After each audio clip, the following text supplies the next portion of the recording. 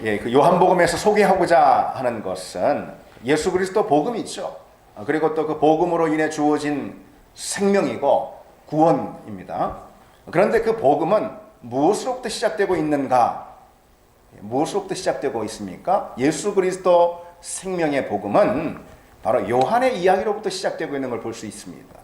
신약 성경의 이 사복음서 모두에 예수님에 관한 이야기, 다시 말해서 복음에 관한 이 말씀은 세례 요한의 이야기로부터 다 출발되지 않습니까? 예수님의 이야기가 들려지기 전에 반드시 요한에 관한 이야기가 먼저 시작되고 있습니다. 아무도 그 당시 예수님에 대해서 모르고 있을 때에 세례 요한이 가장 먼저 맨 앞서서 광야에서 예수님을 소개했죠. 우리의 모든 죄를 지고 가는 하나님의 어린 양이다 라고 이 요한이 예수 그리스도에 대해서 맨 처음 증언을 했습니다.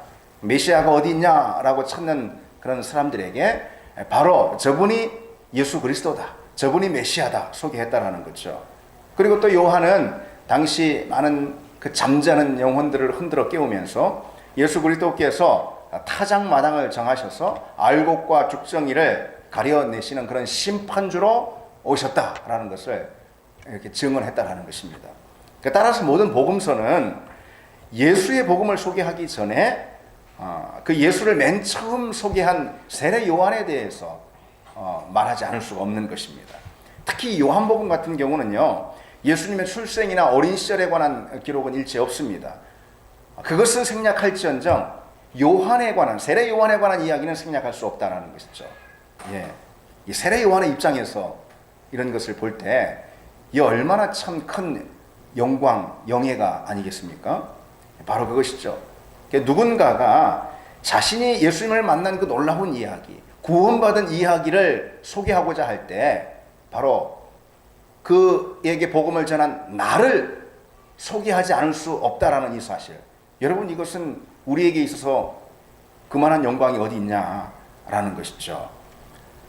그 사람에게 있어서 예수 복음은 반드시 나와 연결 짓지 않을 수 없다라면은 내가 복음을 전했으니까 그것처럼 참 우리에게 영광스러운 일이 어디 있겠습니까? 그래서 여러분, 사람들에게 예수 믿고 구원을 얻은 스토리만큼 그 인생에서 귀하고 소중한 건 없지 않습니까? 여러분들 그렇지 않습니까? 여러분들에게 어떤 것이 가장 소중한 이야기가 되겠습니까? 여러분 인생을 변화시킨, 여러분 인생의 정말 큰 전환점은 무엇입니까? 여러분 인생에 있어서 누굴 만나서 가장 값지고 귀하고 그렇습니까? 예수 만나서 그런 거 아니겠습니까? 예수 만난 복음의 이야기가 내게 시작된 것만큼, 그 출발점만큼 내 인생에서 값진 것은 없지 않습니까? 그런데 바로 내가 예수 만나 구원받은 그 구원의 스토리에서 그것을 나에게 전해준 그 누군가의 이야기로부터 시작하지 않을 수 없다면은 그것은 그 사람에게, 내게 복음을 전해준 그 사람에게 얼마나 값진 일이겠습니까? 얼마나 좋은 일이겠습니까? 역시 우리 역시 마찬가지라는 거죠. 누군가에게 내가 복음을 전했기 때문에 그 사람이 그 인생에 있어서 가장 놀라운, 가장 값진 구원의 스토리를 말할 때 내 이야기를 빼놓을 수 없다라는 이 사실은 참 우리에게 얼마나 놀라운 일이겠냐라는 것이죠. 세례 요한이 바로 그와 같은 사람이었습니다. 오늘은 이 본문의 등장인물인 세례 요한에 대해서 우리가 살펴보면서 본문의 메시지를 생각해 보려고 하는데요. 특별히 세례 요한을 중심으로 우리가 질문을 좀 던지면서 본문의 메시지를 생각해 보려고 합니다. 첫째로 우리가 이런 질문을 던져볼 수가 있습니다. 본문에서 요한은 어떤 사람으로 소개되고 있는가? 어떤 사람으로 요한을 소개하고 있는가? 무엇으로, 어떤 사람으로 소개하고 있습니까? 증인으로 소개하고 있습니다. 본문 19절에 유대인들이 예루살렘에서 제사장들과 레위인들을 요한에게 보내어 내가 누구냐 물을 때에 요한의 증언이 이러하니라. 그러니까 요한은 증언을 하는 증언자, 증인이었다는 것이죠. 32절에도요. 요한이 또 증언하여 이르되 내가 보매 성령이 비둘기같이 하늘로부터 내려와서 그 위에 머물렀더라. 그는 예수 그리스도죠. 그러니까 요한은 증언하는 증언자였어요. 그러니까 예수 그리스도를 그리스도로, 메시아로 증언하는 증인이었습니다. 법정에서 이 증언이라는 것은 법정에, 이 당시에도 법정에 그런 용어였습니다. 그래서 이 법정에서 이 증인만큼 중요한 존재는 없습니다. 증인의 결정적인 증언이 있고 없고를 따라서 판결의 향방이 갈리는 것이죠. 실제로 그런 이해들이 얼마나 많습니까?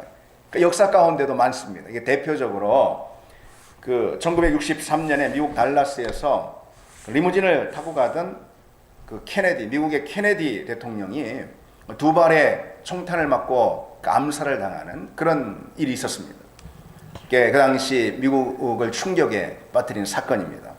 범인으로 지목된 오스왈드라는 사람이 근처 창고에서 긴급 체포가 됐습니다. 그런데 이제 그 오스왈드를 호송하는 과정에서요, 잭 루비라는 사람이 오스왈드를 또 살해합니다. 그리고요, 또 이 잭 루비는 감옥에 갇혔는데 이 감옥에서 의문의 죽음을 맞습니다. 그래서 그것으로 인해서 이 케네디 암살 사건은 미궁에 빠지게 되는데요. 예, 졸지 마시라고 이렇게. 예. 자, 뭐 좀 더우면 에어컨을 좀 켜주시기 바랍니다. 예. 게다가 이 암살의 용의자 혹은 이 암살과 조금이라도 연관된 그런 사람들을 다 추적했는데 그런 사람들 가운데 무려 18명이 연이어 사망하는 사건들이 생겼습니다. 그 중에 13명은요, 총에 맞아 죽거나 아니면은 교통사고로 죽거나 하는 이런 타살이었습니다. 그러니까 이 증인을 없애는 조직적인 은폐가 있었다라는 것을 말해주는 것이죠. 어쨌든 그렇게 이제 결국 증인이 다 한 사람도 없게 되고, 그래서 케네디 대통령 암살 사건은 지금까지도 영구 미제 사건이 되었다라는 것이죠. 그에 반해서 그 지난달에 이런 기사가 그 해외 기사가 났었습니다. 호주에서 43년 전에 발생한 새 모녀 살인 사건이 마침내 해결됐다. 뭐 그런 기사가 났습니다. 43년 전에 30대 여성과 그녀의 두 딸, 그러니까 13살 그리고 또 11살짜리 두 딸이 살해된 사건이 있었습니다. 그런데 그와 관련해서 지금 이제 78세가 된 빈센트 오덴프시라는 사람에게 유죄 판결이 내려진 것이죠. 이 사건은 호주 역사상 최악의 미제 사건으로 남겨져 있었던 그런 사건이라고 합니다. 그런데 최근에 증인 두 사람이 갑자기 나타나서 매우 결정적인 증언을 내놓게 된 것입니다. 그래서 무려 43년 만에 유죄 판결을 내릴 수가 있게 된 것이죠. 이만큼 증인의 증언은 어떤 사건에서든지 매우 중대합니다. 법정에서 이 증인의 증언은 사건을 해결하는 단서이자 결정적인 증거가 되는 것이죠. 법정에서 증인의 증언은 판결의 근거가 되는 가장 중요한 자료로 채택이 되는 것입니다. 그래서 이 오늘 본문은 세례 요한을 바로 그 증인, 예수 그리스도 복음에 대한 증인으로 등장시키고 있는 것이죠. 특히 본문에 나오는 증언이라는 단어, 아까도 말씀드렸듯이 이 당시에도 법정의 용어입니다. 특히 당시 법정에선 증인의 증언보다 판결을 좌우하는 어떤 것도 없었습니다. 요즘에야 무슨 과학수사도 있고 뭐 CCTV도 있고 해가지고 증거를 확보하는데 용이하지만은 이 당시에는 뭐 그런 증거를 찾기 어렵잖아요. 그래서 증거보다는 증인에 훨씬 더 의존했습니다. 판결을 하는데. 증인이 없으면은 사건은 결국 미궁에 빠지고 마는 것이죠. 그런데 오늘 본문은 예수 그리스도께서 하나님의 어린 양으로 이 땅 가운데 오셨다 라는 그 사건의 결정적인 증언을 한 증인으로서 세례 요한을 등장시키고 있는 것입니다. 근데 성경은요, 역시 그처럼 우리도 예수 그리스도 복음 또는 구원의 사건에 대한 증인이다 라고 우리에게 누차 강조하고 있습니다. 누가복음 24장 48절에 너희는 이 모든 일의 증인이라, 바로 우리를 가리키는 것이죠. 이 모든 일은 예수 그리스도께서 복음으로 이 땅에 오시고 그리고 십자가에 달려 죽으시고 구원자가 되셔서 그리고 또 무덤에서 부활하셔서 우리에게 영생, 새 생명을 주신 그 사건을 말하는 것입니다. 우리는 그 모든 예수 그리스도 구원 복음의 사건의 증인이다 라는 것이죠. 예수 믿고 예수의 십자가와 부활을 붙드는 사람은 다 증인이라는 것입니다. 증인은 본 사람을 말하는 거예요. 증인은 목격자를 말하는 거 아니겠습니까? 믿는 자는 목격자인 것입니다. 예수 그리스도를 믿는 것이 곧 보는 것이에요, 여러분. 본 사람은 목격자인 것입니다. 목격자는 증인인 것입니다. 우리가 다 그리스도를 믿기 때문에 그리스도 십자가 사건과 부활 사건의 목격자가 된 것이고, 따라서 우리는 증인이다라는 거예요. 사도행전 1장 8절에 오직 성령이 너희에게 임하시면 너희가 권능을 받고 예루살렘과 유다와 사마리아와 땅끝까지 이르러 내 증인이 되리라. 우리가 성령 받은 사람이라면 다 증인이라 라는 것입니다. 여러분 증인 맞습니까? 맞습니까 여러분? 사도행전 3장 15절에도 하나님이 죽은 자들 가운데서 그를 살리셨으니 우리가 이 일의 증인이라. 예수 그리스도 부활을 믿고 우리 역시 그와 함께 그의 부활의 첫 열매 되심을 믿고 우리 역시 부활을 소망한다면 부활의 증인이다 라는 것입니다. 부활의 목격자라는 것이죠. 이처럼 성경은 다른 누가 아닌 우리를 가리켜서 십자가의 증인이고 복음의 증인이라 이렇게 불러 세우는 것입니다. 여러분 법정을 한번 떠올려 보십시오. 우리는 법정에 불려 세워진 거예요. 그래서 너희가 증인이라, 너희가 목격자가 아니냐. 예. 근데 여러분 법정을 다시 한번 떠올려 보십시오. 아까도 말씀드렸듯이 증인의 증언이 그 사건에서 얼마나 절대적인 영향력을 미치는지 모릅니다. 결정적인 증언 한마디가 사건의 실체를 드러내기도 하고 또 감추기도 하는 것이죠. 사람을 살리기도 하고 죽이기도 하는 것입니다. 법정에서의 증인의 증언 한마디는 그 재판의 흐름을 그야말로 장악해 버립니다. 그래서 재판장에서 가장 중요한 사람은 판사도 아니고 검사도 아닙니다. 재판 속에서 바로 증인입니다. 증인의 한마디에 이 사건이 어떻게 결정이 나는가 판가름이 된다는 것입니다. 복음을 전하는 것 역시 법정에 증언하는 것과 같은 것입니다. 세상이라는 증언대, 세상이라는 법정 가운데 우리가 예수 그리스도 구원의 목격자가 되어서 아까 말씀드린 대로 우리는 그것을 증언하는 증언자들로 부름을 받았다라는 것이죠. 복음의 진실을 세상 가운데 드러내도록 부름을 받았다라는 것입니다. 복음의 역사, 하나님 나라의 역사는 우리의 증언에 달려있다. 예. 그렇죠. 어떤 사건의 실체, 그 실체적 진실을 밝혀내는 데 있어서 그 법정 안에서 그 모든 것은 증인의 증언에 달려있다라고 말하는 것과 다름이 없는 것입니다. 복음의 역사, 하나님 나라 역사는 증인인 우리의 증언에 달려있다라는 것이죠. 우리의 증언이 복음을 복음되게 하는 것입니다. 우리의 증언으로 예수 그리스도 십자가는 그야말로 능력 있는 십자가가 될 수 있는 것이죠. 초대교회 성도들, 초대교회 사도들은 그것을 너무도 잘 알았기 때문에 그야말로 뜨거운 열정으로 불타는 증언자들이 됐습니다. 불타는 증언자들이 됐어요. 그래서 목숨을 내놓으면서까지 증인이 됐습니다. 복음을 전하다 세상이라는 이 증언대에서 순교도 마다하지 않았다라는 것이죠. 그래서 이 순교자라는 영어 단어 마터라는 이 단어는 마르투스라는 헬라어 단어에서 나왔습니다. 마르투스는 증인이라는 그런 뜻입니다. 그러니까 초대교회 성도들은 복음을 죽기까지 피로써 증인했다라는 것이죠. 그래서 순교자는 증인입니다. 증인은 순교자가 다 됐습니다. 그러니 여러분 우리가 여기서 기억해야 할 것이 있습니다.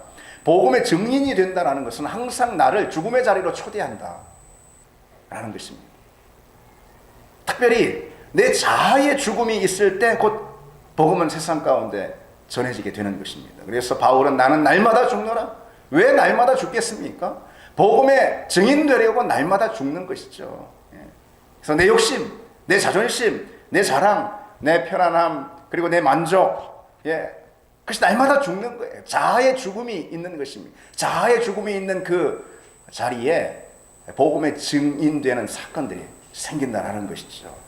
여러분, 나는 날마다 죽노라. 이 바울의 외침이 우리의 고백이 되기를 바랍니다. 그래서 내가 좋아하는 것, 내가 편한 것, 내가 만족스러운 것, 내 자존심, 내 자랑 이런 것들이 죽어지는 그 역사가 우리 가운데 있고 그것을 통해서 복음이 증언되는 사건이 있기를 바랍니다. 자, 오늘 이 말씀 본문을 가지고 우리가 또 이런 질문을 좀 던져볼 수 있습니다.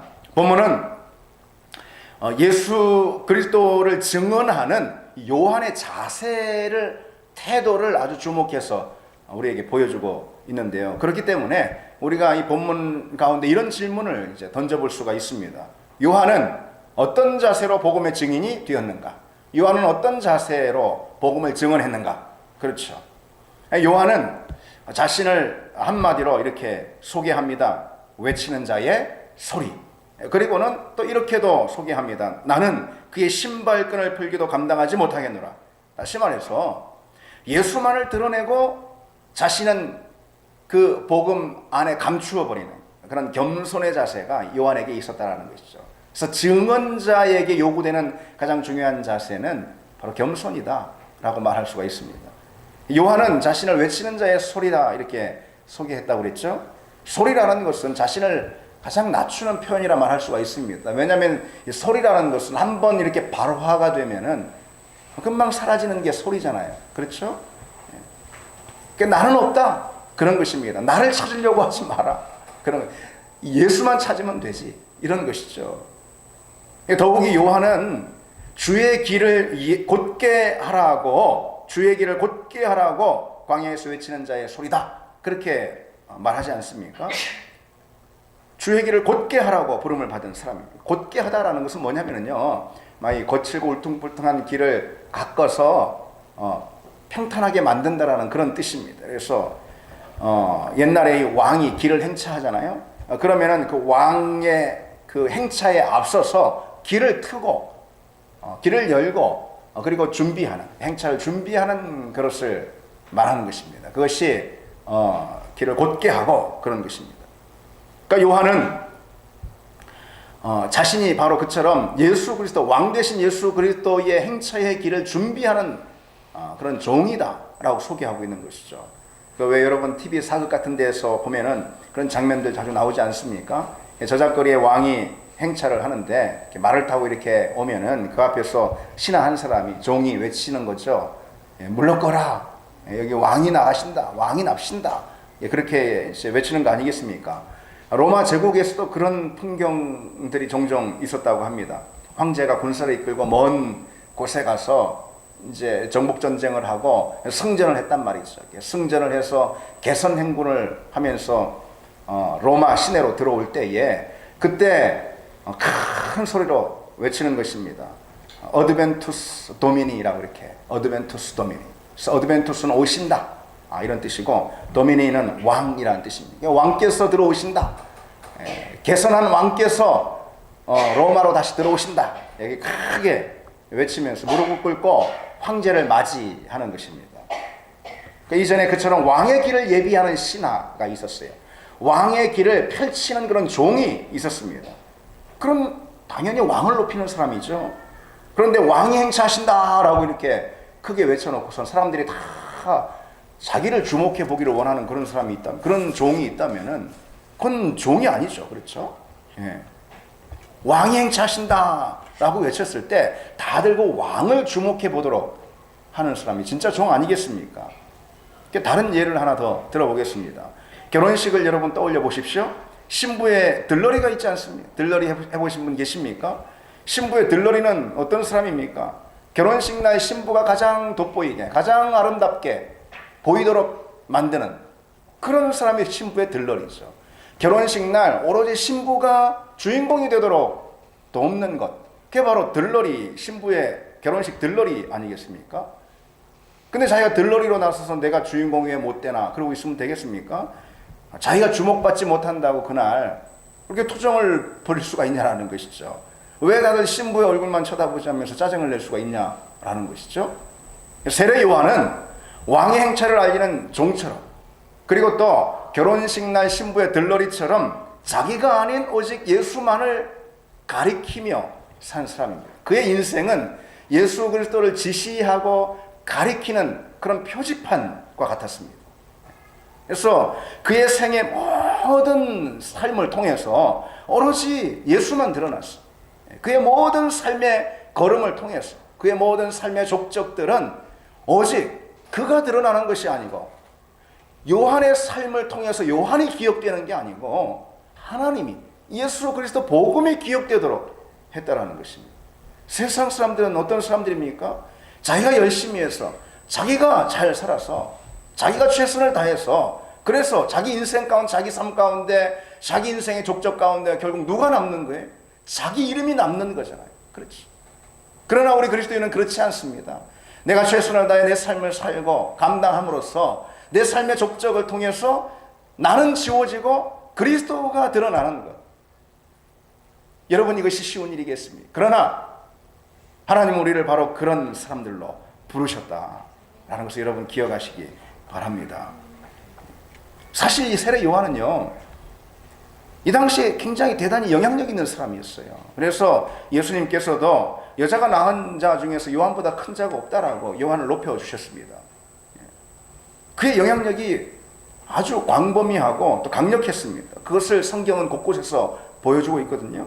그래서 당시 유대 지도자들은요, 누구보다 이 세례 요한이, 그야말로 세례 요한이 떴어요. 막 뜨는 거예요. 사람들이 다, 군중들이 몰리고, 그거 막 능력 있게 말씀을 막 전하고 세례를 베풀고 막 하니까, 그래서 요한을 주목해서 보지 않을 수가 없었고, 그의 의견과 그의 행동을 살피지 않을 수가 없었던 거예요. 그래서 오늘 본문에서처럼 이 바리새인들이 자기 그 시종들을 보내가지고 당신은 누구십니까? 당신이 혹 성경에서 예고된 그 메시아 맞습니까? 아니라 그러니까. 그러면은 오늘 이 시대를 위해서 하나님께서 보내신 위대한 종 엘리야와 같은 사람이 바로 당신입니까? 왜 그렇게 물었다라는 것이죠. 그만큼 이 요한의 영향력이 컸기 때문에 그런 것입니다. 그런 말을 듣자 이 요한이 어떻게 말합니까? 요한이 드러내어 말하고 그랬어요. 숨기지 아니 드러내어 하는 말이 나는 그리스도가 아니라. 드러내어 말했다라는 것은 아주 적극적으로 강력하게 피력했다라는 그런 뜻입니다. 당신 혹시 위대한 종 아닙니까? 아니면 메시아 아니에요? 이렇게 할 때 그것을 뭐 아니라라고 뭐 이렇게 적극적으로 자기 자신이 아니다라고 말해야 되겠죠. 그렇죠. 당연하죠.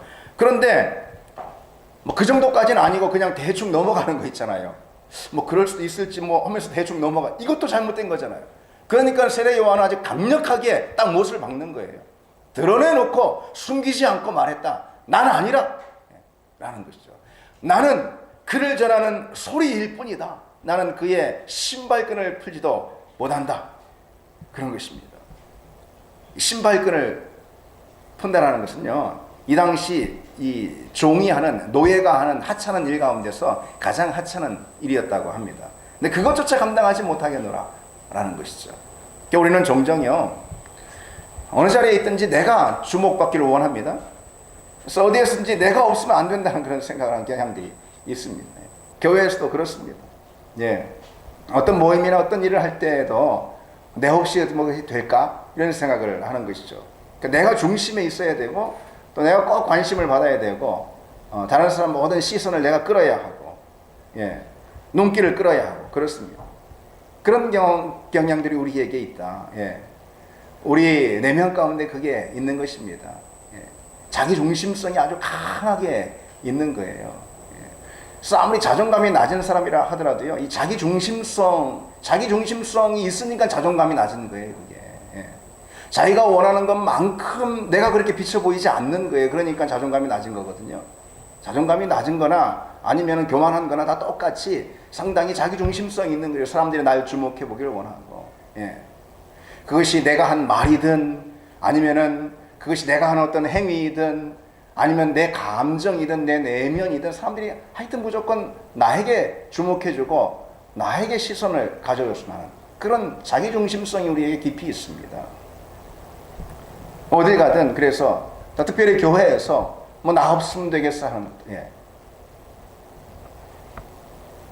이렇게 제가 그 축구를 이렇게 좋아한다고 말씀드렸잖아요. 그래서 뭐 잘 하진 못하고 보는 걸 좋아하는데 영국 그 리그가 있어 프로 리그에 그 악동 축구 선수가 하나 있습니다. 근데 이 사람은요, 축구를 굉장히 잘합니다. 예, 축구 좋아하는 사람은 아마 뭐 떠올릴 수 있을 텐데, 자주 골을 넣었고, 그가 넣은 그 골들은요, 위기 가운데서 그 팀을 자주 건져내곤 했습니다. 그런데 그때마다 이 골 세레머니라는 걸 하잖아요. 근데 자신의 꼭 이렇게 세레머니를 하는 게 자신의 상의를 이렇게 걷어 올려가지고 이 안에 이제 받쳐서 입은 그 네이가 있어, 하얀 네이가 있습니다. 거기다가 이 큰 글씨로 이제 써붙여놓은 이 글자를 카메라에 이렇게 탁 이렇게 비춰서 대는 것이 다 볼 수 있도록. 뭐라고 썼냐면은 크게 Why me라고 썼어요. Why me. 예. 왜 팀을 구하는 건 맨날 내 몫이 돼야 돼? 뭐 이런 거 아니겠습니까? 왜 나 없이는 안 되는 거야? 예.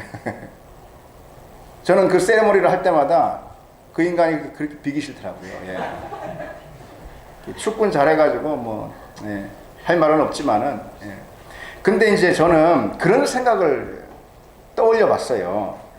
그렇게 참 거만하게 이렇게 세레머니를 하면서 뭐 왜 나 없으면 팀은 뭐 안 되는 거야 뭐 이런 식으로 이렇게 하는 거를 그 팀 동료들이 다 볼 거 아니겠어요. 한 번 하는 것도 아니고 계속 하는데 그때 이 팀 동료들은 그런 그의 행위를 보고 어떤 마음을 가질까. 축구는 한 명이 하는 게 아니고 11명이 하는 건데 누군가 패스해줘서 골을 넣고 그런 건데 아유 저 인간 괜히 패스해줬어 뭐 이런 생각하지 않을까. 예. 뭐 골 넣는 것까지는 좋아요. 그런데 why me? 예. 왜 나 아니면 안 돼? 뭐 하면서 예. 그러는 거죠.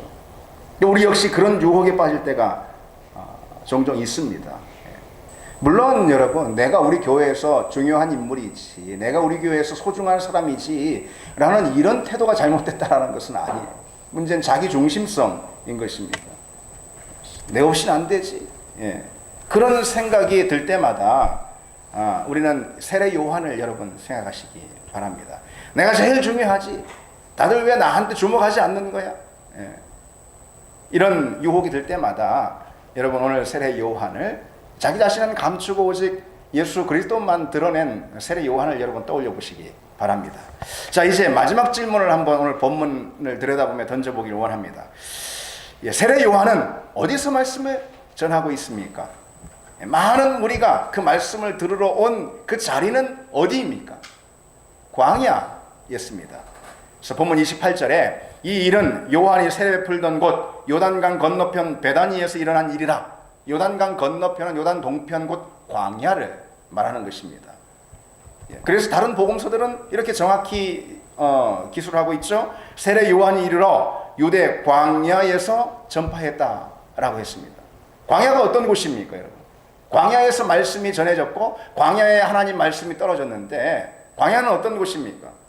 동서남북이 다 거칠고 황폐한 들판 아니겠습니까? 돌멩이밖에 없고 바람 소리밖에 들리지 않는 곳이 이 광야 아니겠습니까? 아무것도 없어요. 그래서 아무것도. 그래서 빈들이다 이렇게 다른 본문들은 그렇게 또 번역하고 있습니다. 빈들이다. 그래서 복잡한 예루살렘의 도심과는 전혀 다릅니다. 바쁘고 복잡할 게 아무것도 없어요. 아주 단순합니다. 간단합니다. 빈들은 그냥 돌멩이, 바람 그리고 또 하늘 이거밖에 없습니다. 간단합니다. 하늘밖에 볼 것이 없어요. 그곳에서 요한은 낙타 털옷을 입고 메뚜기와 석청으로 허기를 때우면서 하나님 말씀을 전한 것이죠. 그래서 많은 사람들이 번잡한 도시를 떠나서 그곳 광야로 기꺼이 나갔습니다. 그래서 요한이 전한 그 말씀을 듣기 위해서 광야로 나갔다는 거죠. 바로 그렇습니다. 하나님의 말씀은 다른 어디가 아닌 광야에서 들리는 법이다. 말씀은 광야에 떨어진다. 특별히 히브리어로 이 광야라는 단어는요, 미드바르라는 단어입니다. 근데 이것은 다바르라는 단어와 어원을 같이 하는데 이 다바르는 말씀입니다. 말씀. 그러니까 하나님의 말씀은 광야에서 들린다라는 그런 의미인 것이죠. 그리고 또 하나, 이 다바르는 미드바르의 동사형이기도 합니다. 그러니까 하나님은 이런 뜻이죠. 하나님은 미드바르에서 다바르 하신다 이런 뜻이에요. 하나님은 광야에서 말씀하시는 분이다. 하나님의 말씀은 다른 어느 곳이 아닌 광야에서 들린다라는 그런 의미인 것이죠. 우리가 사는 세상, 여러분 지난 한 주간 한번 돌아보십시오. 얼마나 복잡했는가, 얼마나 번잡스러웠는가. 세상의 수많은 소리들이 우리의 귀를 빼앗지 않습니까? 그래서 하나님께 집중하지 못하게 합니다. 세상에 복잡한 그런 소리들이 우리 정신을 다 뺏어갑니다. 그래서 그런 소리들이 우리 하루 중 가득 채운다, 하루를 가득 채운다라는 거예요. 그래서 주님께 집중하지 못하게 하는 것입니다. 세상은 우리로 단순한 삶을 정말 도무지 살지 못하게 하는 거예요. 단순한 삶. 그래서 그런 표현들 많이 하잖아요. 몸이 2개, 아니 무슨 10개라도 못하겠다고. 몸이 10개라도 단순한 삶을 결코 살지 못하게 하는 거예요. 몸이 10개라도 내 할 일 다 못하겠는데 어찌 하나님께 집중할 수가 있겠습니까? 예. 물론 단순히 일의 많고 적음을 말하는 것은 아닐 수 있습니다. 예. 그래서 어쨌든 그런 복잡한 우리 삶, 많은 소리들이 우리에게 들리는 그 세상 한복판 한 주 내내 우리는 하나님을 놓치게 되는 거예요. 그래서 우리는요, 때로 이 복잡한 우리 삶의 자리에서 좀 물러나서 삶의 광야, 다시 말해서 우리 삶의 빈자리를 만들 필요가 있어요. 오직 하나님께만 집중할 수 있는 그런 시간의 빈자리, 하루의 빈자리, 한 주의 빈자리를 우리가 반드시 만들어야 하는 것입니다. 그렇지 않으면은 우리가 성경을 펴놓고 묵상을 하든 이렇게 말씀을 듣든 사실 그 하나님 말씀을 우리가 제대로 들을 수가 없는 거예요. 우리 시간에 우리 삶의 빈자리를 여러분 꼭 만드시기 바랍니다. 우리 인생에 빈들이 있어야 되는 거예요. 말씀은 꼭 빈들에만 떨어지게 돼 있습니다. 또 한 가지, 세례 요한 당시의 사람들은요, 바쁘고 붐비는 그 복잡한 도시, 이 당시 예루살렘도요 복잡한 도시였어요. 그 예루살렘에서 광야로 다들 나왔어요. 왜요? 광야의 요한 가운데 떨어진 하나님의 말씀을 듣기 위해서, 광야에 임한 하나님의 말씀을 요한으로부터 듣기 위해서 다 기꺼이 그 광야 벌판도 마다하지 않고 다 사람들이 나왔단 말이죠. 참 이것이 우리 시선을 끄는 대목입니다. 또 오늘도 그래요. 오늘도. 세상 사람들이, 우리도 그렇지만은 우리보다 더하게 세상 사람들 세상만 보고 살잖아요. 바쁘게 그냥 종전걸음으로 정신없이 살잖아요. 세상 돌아가는 것이 정신없다라고 말하는 정도로 그래 살잖아요. 그만큼 열심히 살아요. 힘써 살아요. 힘써 살아요. 시간에 여러분 시계에다 초침이 있잖아요. 초침을 보면서 사람들이 산다 이 말이죠. 그런데 사람들이 그러다가요, 문득문득 영혼의 갈증과 인생의 허무함과 내면의 허전함을 느낀다라는 것입니다. 그렇지 않겠습니까? 이렇게 바쁘게 사는데, 이렇게 복잡하게 사는데, 이렇게 힘들게 사는데, 몸이 10개라도 모자라겠는데, 그런데 내가 뭐하고 이렇게 사는 건가? 뭘 위해서 이렇게 사는 건가? 문득문득 인생의 허무함, 어떤 영혼의 갈증을 그들이 느낀다라는 것입니다. 그러면서 어딜 가면은 내 인생을 채울 것이 있을까? 어딜 가야 내 인생의 허전함을 채울 수 있을까?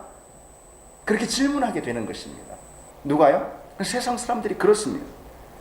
그럴 때 우리 교회가 빈들에 세워진 교회가 되기를 바랍니다.